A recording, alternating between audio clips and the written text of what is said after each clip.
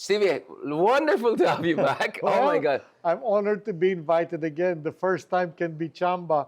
The second time, maybe I'm on to something Let's do something worthwhile. special. Thank you. I'm probably still on jet lag, but I'll try to be as coherent as possible. Stevie, I'll tell you, this is the first time ever in the, half a dozen seasons we have made to re-invite the same guest before the end of the season. Well, thank you. So, and one of the reasons why, aside from the fact that personally I really love your work and all, is because there was a public clamor. I could see the amount of people. I mean, we probably got 1 million views out of the Wow. shorts and all of that combined. But also like celebrities, people of different stripes were watching it, and they loved the interventions we had on industrial policy and other things. But we're not doing this for the numbers, for the Yeah. gram. We're doing this because ang dami pang mga layers na gusto kong pag-usapan. Last time we were talking, I was just about to go to Oxford. So over the past 3 months, I had intensive discussions on industrial policy, economics, everything. And some of our friends in Britain, I just had a lecture in Oxford, they were telling me, like, why are people in your country talking about corruption as if it's unique to you guys? You think we Brits were not corrupt? You think the Swedish were not corrupt? Like, so this is a common sense. Yeah. They said, we just define, change things, create a middle class.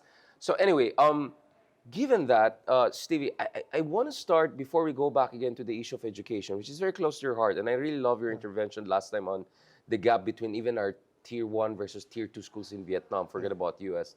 And I would say the comparison between quality of education in Oxbridge and Ivy League, you're familiar with those two systems and what is best for Philippines.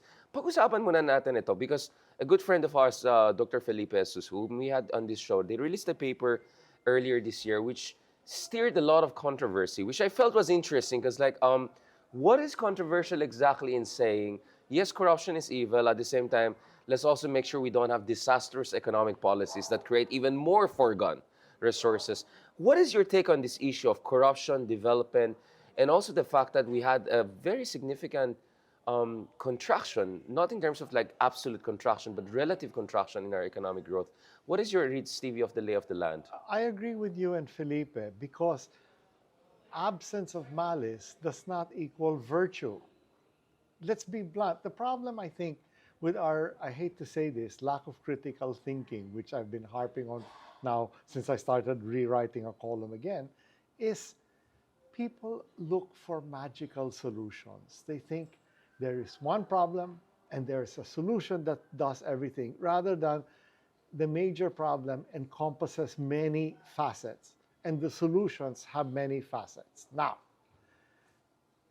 to use a cliche, the road to hell is, okay, so first Good of all, intentions, it would be nice to have no corruption or minimal corruption. It will definitely make good policy great in execution. But it doesn't make the absence of good policy lead to growth. You still have to do the right things. For example, I could appoint an honest but stupid person to run a company or a bank.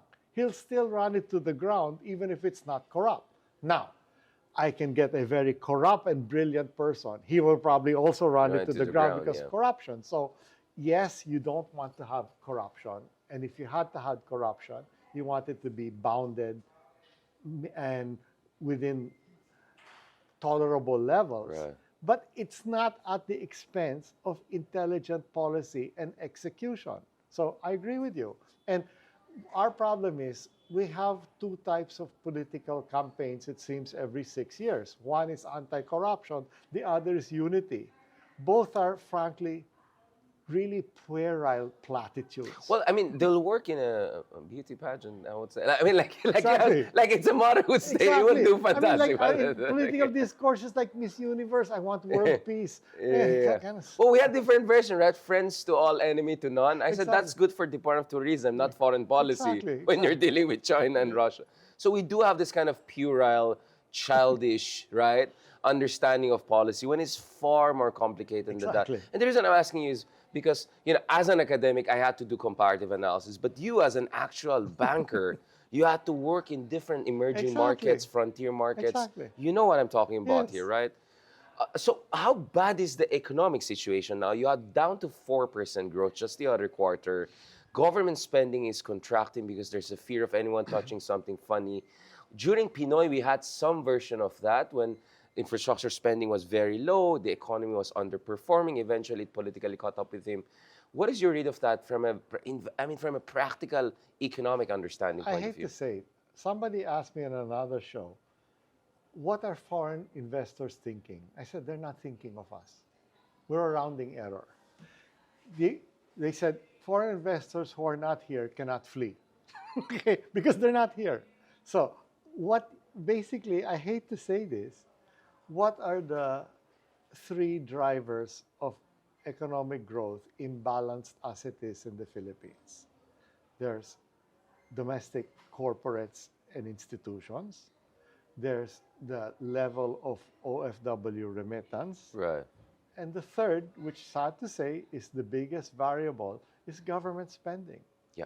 And we saw from Pinoy's walang korap, walang mahirap, well, we still had corruption and we still had poverty, that unfortunately, imperfect as it is, government spending drives short-term growth. It's So the reality. Now, you're exactly. Vietnam, Yeah. where you've got tens of billions coming in direct investment a year. Yes, a slowdown there makes or breaks a difference. But if you've got $5 billion or less coming in a $400 billion economy, Economy. Yeah. the foreign direct investment is a rounding error. Yeah. It's not big So enough.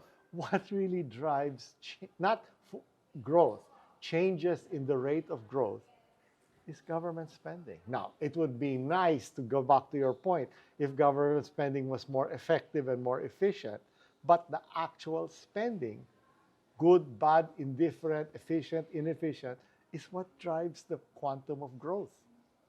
I want to go back to this because one of the interesting aspects of political discourse in Philippines is what I would say lazy metaphors. One of the interesting metaphors is yung leaky bucket metaphor, which is the idea is like, oh, it's so corrupt, let's not spend kasi the more money you put, the more will leak.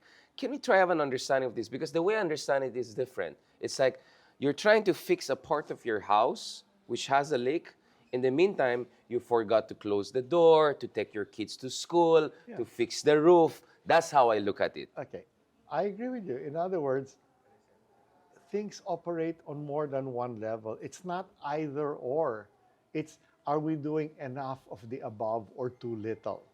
It's, again, I don't know how many times I've said, problems and solutions are not this leads to that. We talked about proximate and immediate causes. Right. Besides proximate and immediate, there are multifaceted reasons and complex multifaceted solutions. It's like you throw a stone into a pond. It ripples in many directions. That's how you need to look at problems and solutions. They are all-encompassing. And mutually reinforcing sometimes, Exactly. right? And you have this kind of multiple But equilibrium yet, problem. if you solve one aspect or address it, what are you dealing with? Yeah. We go back to the elephant metaphor. You're just dealing with one aspect rather than the totality. So you have like four blind men, each side Exactly. touching one side of elephant, thinking that's the entire And universe, if I right? go to this course, that's anti-corruption and unity.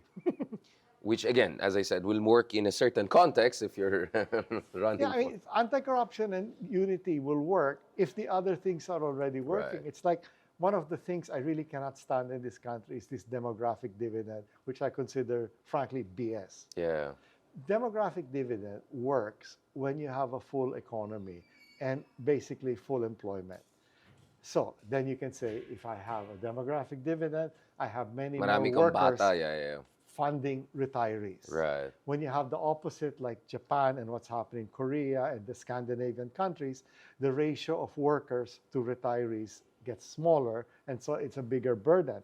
And they're using that nonsense here to justify what I think the church is using to justify lack of population control. I said, when I was born, 1959, there were 19 million Filipinos. Wow. There'll probably be 120 next year. That's the population of Manila now. Exactly. 19. The entire country is Manila then. But has our productivity, just for, let's just say for our job, has it grown 600%? No. Our As per capita is and we don't have barely- them. Exactly. So now, getting back to demographic dividend. So if you're telling 20 to 30% of graduates go abroad or you'll starve, where is the dividend? you're not feeding them well, you're not housing them well, you're not educating them well, and you're not employing them well. So it's this kind of platitude mentality where, in fact, I think a lot of times they're looking for an answer to fit the ideology rather than to solve the problem. The problem is we have underemployment, we have overpopulation, and our building blocks to get out of that, education, nutrition, food security, is going backwards, but yet we'll just say, oh, we have a demographic dividend. If it's such a wonderful dividend, why are so many people being not, they want to, they're forced to leave the country to find employment? I think economists would use the term youth bulge. You have this huge number of young people that are actually relying on the older people to provide. Like a lot of people live still with their parents, kind of rely on their parents to subsidize them for things way into their, like my age, to 30s, right? So, and it's hard to say for many people, it's the rule, not the exception in this country. It's the rule. While you go to a first world country, everybody can't wait to leave their house and live on their own. In fact, what is causing anxiety now in the Western world is they're less capable to do that because of affordability issues. Well, we never had that. I mean, a lot of millennials, we're not married yet because we cannot afford it. It's just too expensive to have kids and settle down. I'll go to the issue of education closely because I think may kinalaman ito. But Stevie, to make this even more spicy, a part of me suspects the mediocrity of our political discourse. Unity, all of these motherhood statements, walang corrupt, walang mahirap, yung mga ganon. Even though, Brazil, Turkey, Thailand, same level of corruption. Russia, worse corruption, has all higher per capita income than us. So clearly it doesn't explain GDP growth rates, among other things. The other thing I noticed with us is, it looks like a lot of people are invested in certain old narratives. Is it because, well, I mean, if you're a certain NGO or if you're yun yung niche mo diba? It looks like some people are invested in that rhetoric. There is an ideology. Like, okay, there was a time, early days of Facebook, I used to fight with some of my, let's just say, right-wing classmates who were emigrated to the US. And they would try to answer my comments, and it's not that mine were so profound, unlike yours, because I'm not a PhD, but theirs were so, I hate to say, worse than puerile, nonsensical and stupid. Now, they got their collected, they tried to argue with me, and instantly, real time, I demolished all their arguments. And I said to them, you know why your arguments are so easy to demolish? Because you're looking for an answer that justifies your prejudice. I'm looking for the correct answer. And if it is contrary to my view, I'll change my view. But you're looking for confirmation bias. Now, getting back to what you are, this is even worse than confirmation bias. It's intellectually limited to their thought. They're basically what their comfort zone or ideological bent is. Then they're looking for confirmation bias for that limited bent.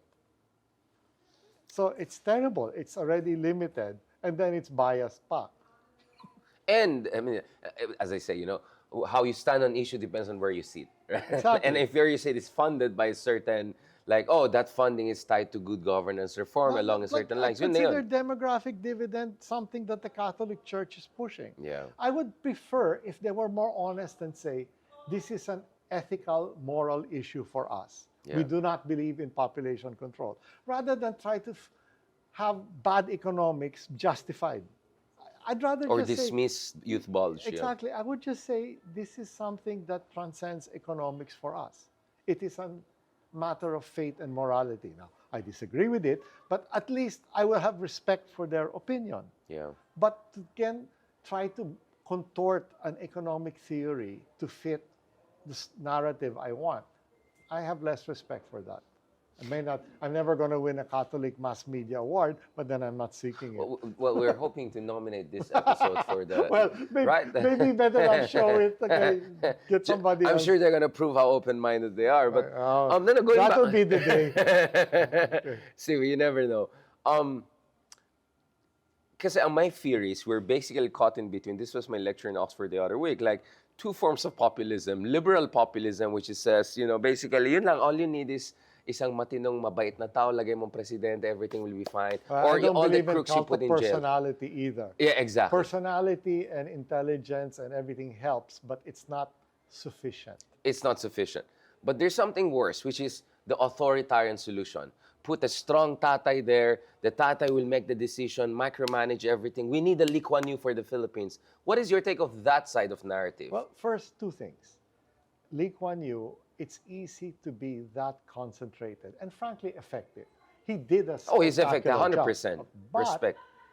It's a city, yes, if you were doing this and you were running Makati, which has the same per capita income as Exactly. Singapore. That's what I was going to say. He has literally same per capita income as Singapore. So I yeah. said, if you're basically saying, I'm going to run Makati and BGC, and then that's my limitation. First of all, let's not forget, if you have a city rather than a country, you don't have to pay for countryside development. Yeah, rural you don't have to development. roll out infrastructure. You don't have to have rural telecom, all these and things. do with LGU politics, Exactly, all of okay? those things. So yeah. that's number one. Number two is,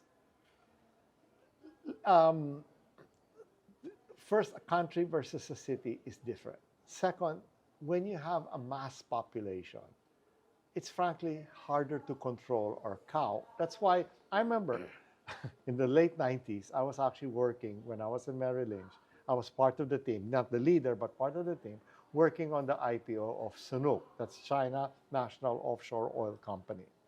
And it was going to be the last after PetroChina and Sinopec. Okay, I'm not bothered with the details, but basically PetroChina had 1.8 million employees. Wow. Because it was basically the gas station and the Wow. distribution plus production throughout onshore Vertically China. integrated. Yeah. Yeah. So basically, it just the team handling it. I think it was Coopers and Live, but I forgot who's the accountant. They had to assign 4,000 accountants just to prepare the corporatization and audit and numbers. So that's the scale. Okay, I remember one of the regional heads saying, like PetroChina, by the time Beijing says something to do, by the time it gets to the frontier, it's a completely different thing. Yeah, So that 100%. makes me, frankly, more impressed with what India and China are accomplishing now. Absolutely. Because do that and try to corral 1.5 billion people. That's a different story doing it for a few million in a city, in a compact area.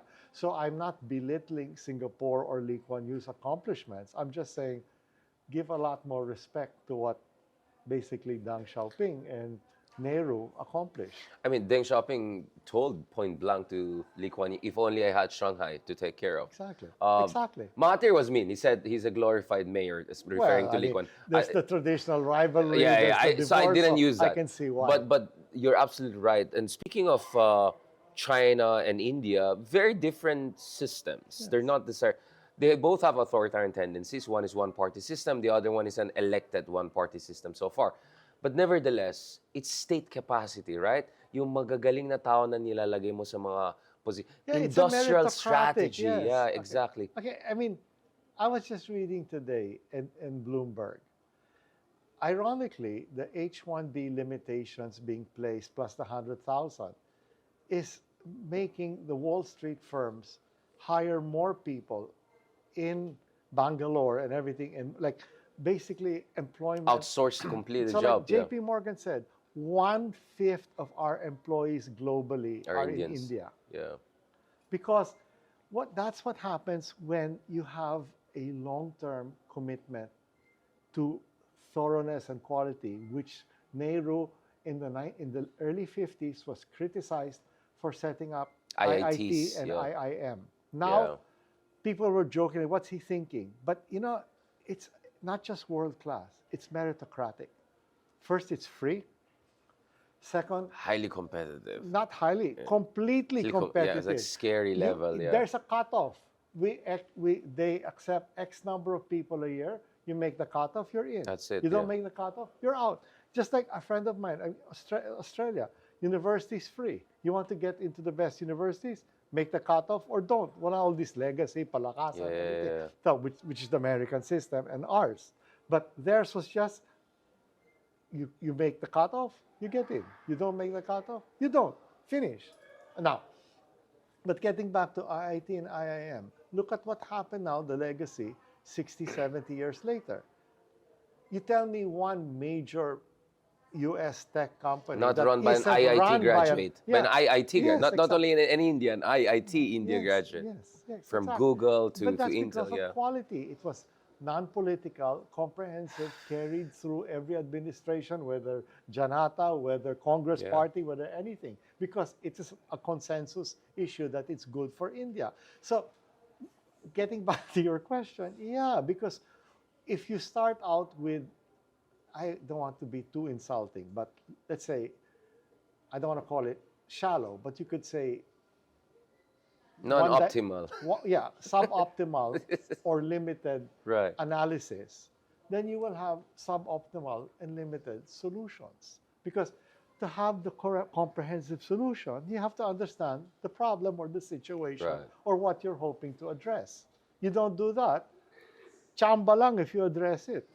It's incredible. Like in Oxford, I had a couple of people, civil servants, IIT graduates, who are also learning about economics, learning about governance, even philosophy, doing roles and everything. exactly. Like, it's the ambition to constantly improve themselves, right? And also Singaporeans. One of the cases we studied, because one of the professors there was has a background in the Hong Kong civil service, so we were making comparison to Singapore. This is where I admire the Singaporean system, whether city or not. So not only do they have zero tolerance for corruption, but hindi siya moralistic eh. Parang they Exactly. pay you competitively like a CEO. Even better, they train their top people for parang for a moment 6 mag OJT kayo sa top Yes. Fortune 500, then Yes. balik kayo. Yes. Then you can co-create pilot projects. So it's super merit-based. It's super competitive, parang retraining and competitiveness, and then zero tolerance for corruption. I Like agree. that, I And think we zero can copy. tolerance for incompetence. Incompetence. That's what we have to copy from Singapore. Exactly. The zero tolerance for incompetence, right? Yes. I mean, that's what I Even really more, love about them. equal to corruption is competence. Both go together. You can't just have corrupt but qualified people or honest but unqualified people. It's both. But isn't that our problem? We have this Yes. binary thinking of, Yes. basta kahit mamamatay tao, basta he gets things done. Or, kahit walang alam yan, basta mabait naman siya. Exactly. Like, it's that binary, false Yeah, binary, which is, I think, is exactly. dangerous one. Yes, I agree. I mean, Stevie, you criticize the Philippines a lot. I do a lot. But you know we have a lot of smart people. Why are they not part of politics? Why are they not joining politics? Because there's no incentive to. I mean, like, I had to wait till I was 66 to be an independent director of Maharlika, and I didn't Yeah. apply. People encouraged the administration to appoint me, but I never raised my hand. Why? Because You don't want to sully your hand with the I don't government. want to even sully, but because, I mean, in fairness, there are a lot of qualified, competent people in government, like Kendrick Chua made a great success for himself as NEDA director under Sonny Dominguez in the previous administration. So it's Frederick not that Go. Frederick Go is also very There you go. competent. Frederick Yeah, Go, I yeah. think very high. But I mean, but Frederick Go at least came at a senior point in his career Yeah. and at a senior level, while Kendrick kind of was to work his way, undersecretary, yeah. moved up, but yet he enhanced his reputation and he's doing very well now post-government. But my point was, I could make so much more money with less hassle as an investment banker. Yeah. So why go? And also moral, Yeah, we like, have for this example, in Singapore, the prime minister makes $2 million US. Yeah. The cabinet makes over $1 million. Now, and it's not as if that's only the people who are good pay. You're moving up in a career. If you're in a bureaucracy that is first meritocratic, second competitive pay, but more important, because you have both, you can move up and get paid well. and get retrained every 4 or 5 years. So Yeah. why wouldn't you? While I would say here, it's kind of like, for example, someone like who succeed, it's almost personalistic. Unless you're coming in at cabinet level, if you're coming in below, you basically better hope your sponsor takes care of you. And his sponsor, the president, takes care of him. While if you went through a meritocratic organization, I can prove myself. Now, if you're not in a situation where if you're confident and hardworking and hopefully intelligent and honest, you can prove yourself. Why will you then throw yourself to a different situation if you don't have to? Right.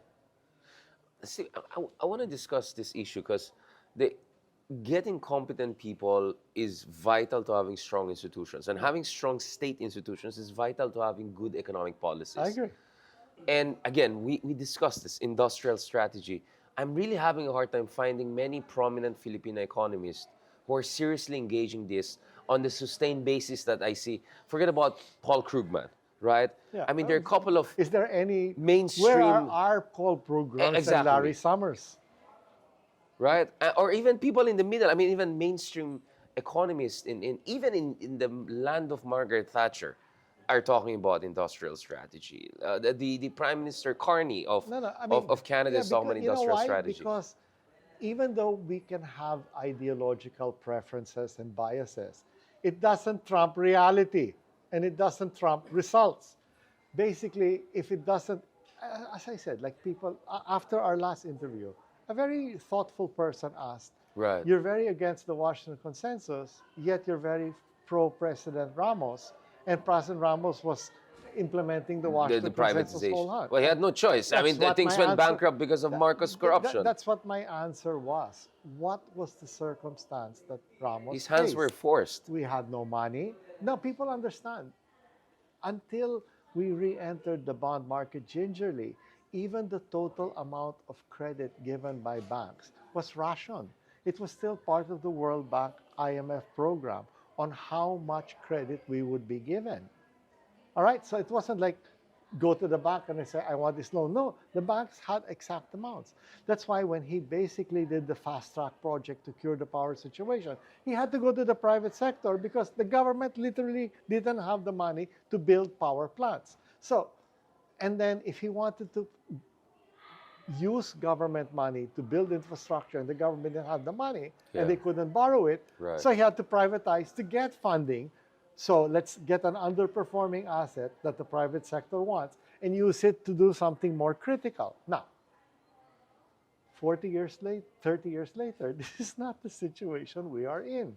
So it's time now for a different approach rather than Washington Consensus, the least government is the best, private sector is more efficient, all of which is not true. It's situational, not ideological or faith. But I hate to say this, a lot of people, and now I'm talking back again to ageism, my age versus yours. This is what we were taught in the early 80s. Even us millennials, it almost seems Into us, and then the great Yeah, but that's my financial crisis happened. It exposed all the nonsense that yeah, new but it just shows nobody thought, let's keep pace with what's going on. Right. Versus, this is what we were taught, so it's going to be a truism and my philosophy until I die. Yet, people, like for example, and this is one of my big bugaboos that tells me these Washington Consensus types here, because they don't exist anywhere else in the world anymore, to my best of my knowledge, are really so intellectually lazy. Because what is the proof? What is the Washington Consensus? Private sector is better, free trade is better, open markets are better, nothing is too big to fail, let the market decide, in effect, is what the Washington Consensus is. Yet, so what did we do after 97? We sold everything, we didn't protect it. Now, when it was the West's turn in 2008, did all their banks, which all had to be rescued, except for JP Morgan, but Yeah. except for everybody, Bank of America, Citibank, everybody, okay? Lehman was done. AIG, Yeah. everything. Did they open it to the rich-pocketed Chinese and Japanese buyers? They spent literally a couple of trillion shoring up. Bailing just, out, yeah. General Motors, all these people got government bailouts and they were temporarily majority owned by the government.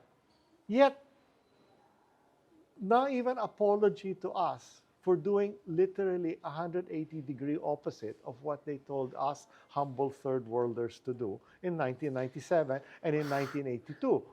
You're talking about Obama. I mean, Biden had his own industrial strategy, how trillions they put into Inflation And let's Reduction not Act forget, a and lot of CHIPS the Act. initial bailouts, George W. Bush put Him it in too. motion And You're who was right. his treasury secretary? Paulson. Hank Paulson, Yeah. chairman and CEO of Goldman, Goldman before he Sachs. took the. So the point is, I'm not saying they were wrong. They were correct. We are wrong for basically making utu-utu and not changing our views. That's my point about the teacher's pet mentality. When they say do this, call me teacher, it's me, it's me. Rather Yeah. than, does it make sense for us? Is their agenda, which is valid for them, valid for us? Maybe there's also something wrong with our education system. Yes. I think there's really something wrong. I agree. I mean, you and I didn't know you have a scholarship to UPenn or something. No, okay. I'll tell you. Okay, well, oh boy. Sorry about that. Now I'm going to make enemies more today, yeah. okay? I started out. I had a very, very good year. And I said, Let's talk about that. That's important. no, I said, so I went to Father Nebres in Ateneo, and who I know, and I said, I'd like to fund 10 scholarships, not just school. I said, school, boarding, food, allowance, So food books, scholarship. laptop, transportation. Wow. I said, because I noticed when I was in college, now I don't come from a poor background, so I'm not going to claim to be this. I said, a lot of people, even they're on scholarship, did not have a real university experience because they were too busy wondering. So I Yes. said, can I at least fund 10 people and give them all of this? They're not going to start being social and going to BGC every day, but I want them to have no worries during their college life. Just focus on their college Their life. computers paid for, their books are paid for, their boarding's paid for, their food's paid for, transportation, allowance, and tuition. Okay, now, I said, you choose 10 people. You want to be part of the choice? I said, no. Why? This is any school or University of Pennsylvania? No, Ateneo first. I get into the story. Ateneo So first, I said, yeah. So I said, because this is a very relevant story. Again, I'm talking about world class and not Education, world class. exactly. So I Yeah, said, engineering and math graduates only because we have enough lawyers. We don't I said, have enough. even Oh, then, I yeah, said, yeah. we We need don't more have of enough that. science. I said, choose 5 men, 5 women, STEM. and basically 5 from Metro Manila, 5 from outside. But who they are, bahala ka na. And I got very close to them. I'm very proud. One of them is a VP in HSBC in Singapore. Another one Wow. is got a scholarship to go to Berkeley in engineering and is now there. So they've all done very well, all 10 of them. Now, I became close to them because I would see them once a year, and they said, "Wow, Stevie, you're the only funder who actually takes care to meet with them and chat with them." And some of them I even gave recommendations after when they were Right. looking for jobs. So then, almost a year to the end of this, I went to the president of the university then, and I said, I think this is wonderful. I'd like to do it again because I had another good year.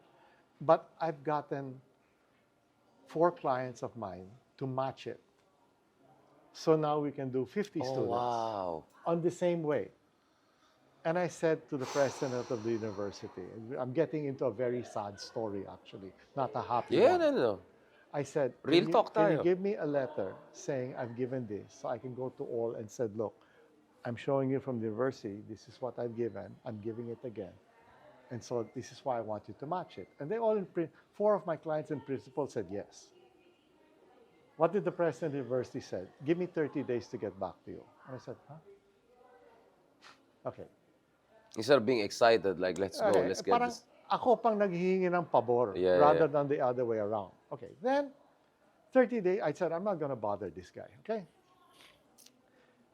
30 days, I said, where's the letter? Oh, I forgot. I said, you know what? Forget about it. I said, the problem is the way it acts, like I'm the one, Asking a favor. yeah, well, I'm helping you. And I already told you why I wanted it. So I was kind of pissed off, and I said, that's it. I haven't given money to Ateneo since. Okay? No. Then Wharton came calling, and they come every so often to visit. And I said, you know, you came at the right time.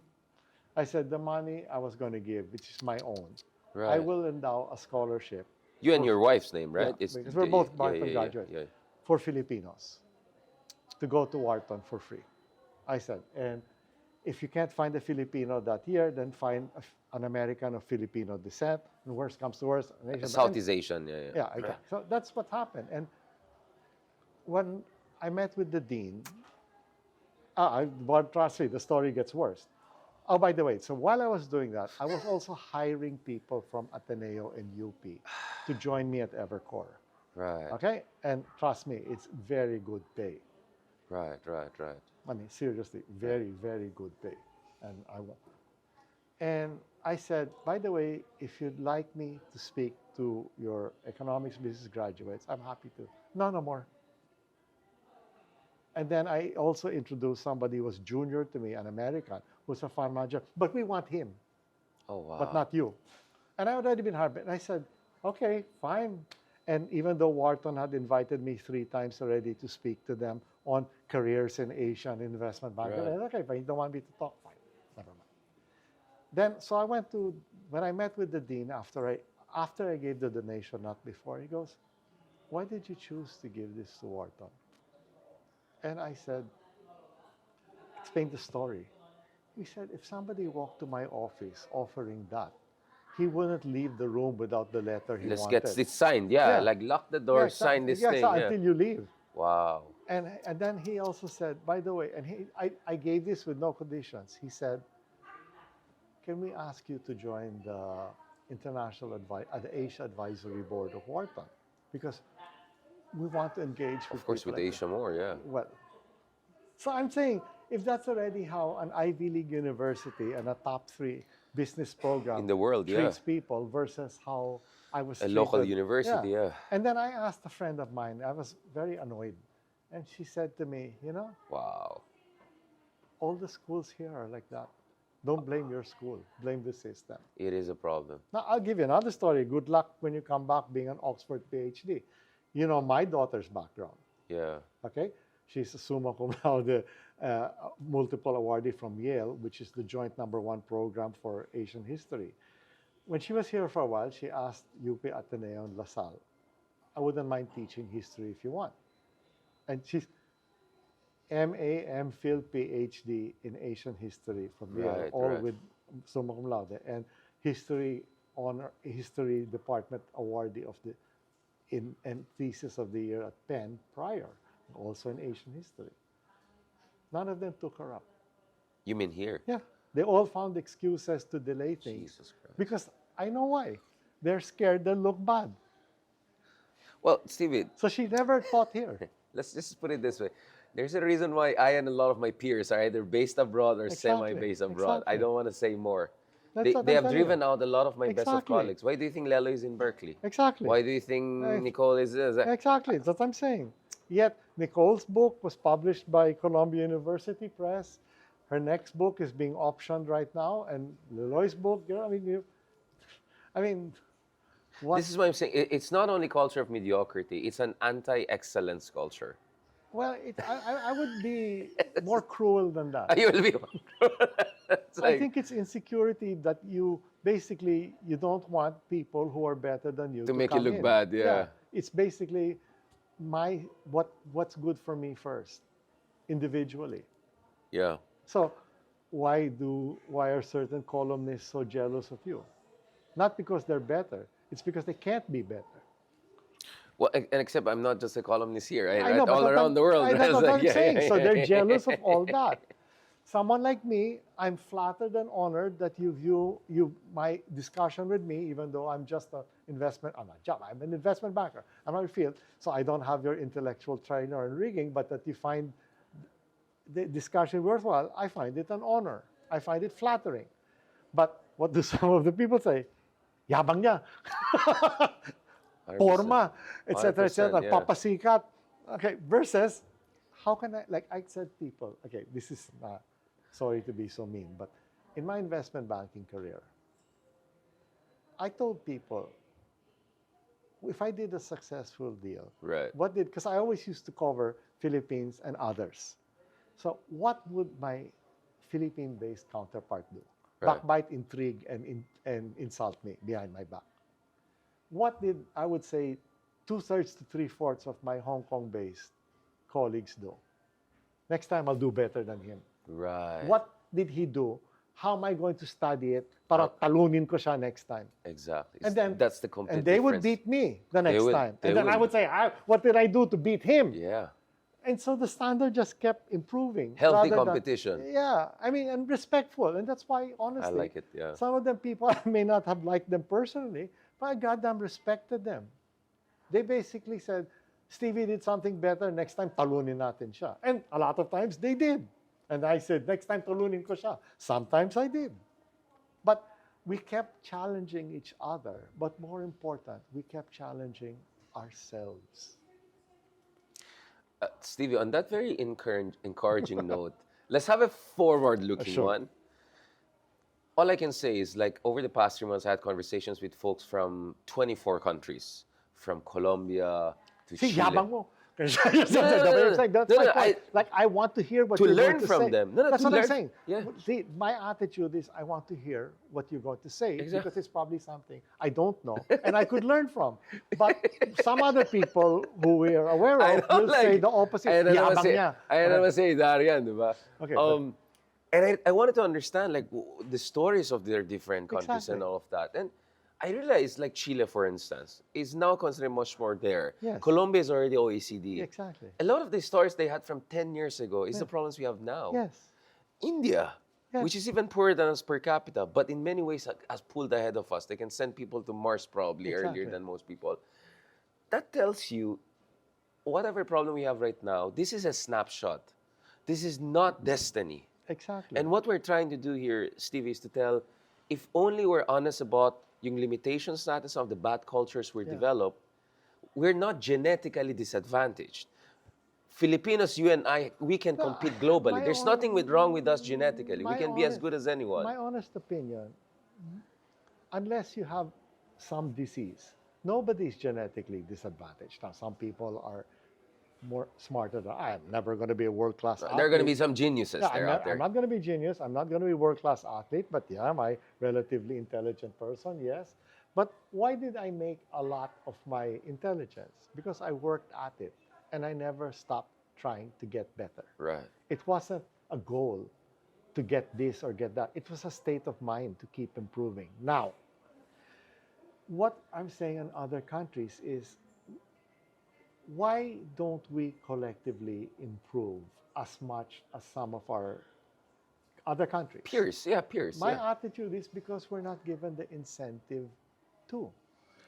I remember people, like, for example, people forget, in my generation, when we were kids, the rich families hired Chinese amas who left China because first communism, but second, people were starving. Why did all these Chinese Taipans, Henry C., everybody come here as kids?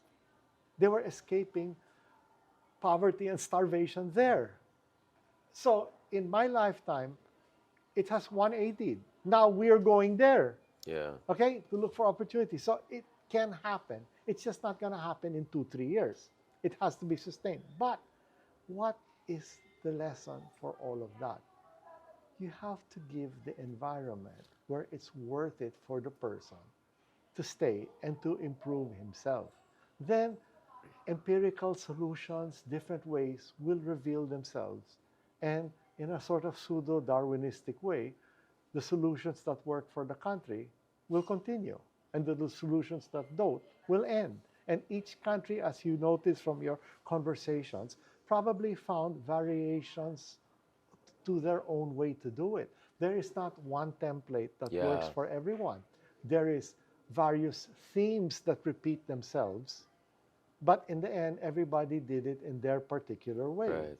And until we start having that, it won't work. Well, the technical term is heterodox economics. I call it couture economics to make it even more, to get more bashing. Si Richard, thank you so much, Stevie. My That was a pleasure again. fantastic conversation. And happy holidays. And happy, that was a lovely way to end this. Obviously, hopefully, we're going to have other conversations in other contexts. So looking forward to having more with When you you and our find out colleagues. how limited I am, right now, chamba pa yung dalawa, mukhang mautak pa ako, pero baka sa susunod, No, hindi. no, no. We want to make a joke. You're going to be our version of Ronald Llamas in economics and commerce, right? And that's a compliment, I by don't know the way. if that's a compliment It's to not me or about- to Ronald. No, Ronald would love that. Catch us again next week here on One News. You can also check out the long conversation on Spotify and YouTube. I am Richard Heydarian, and that was The View from Manila, where One News, all sides all the time.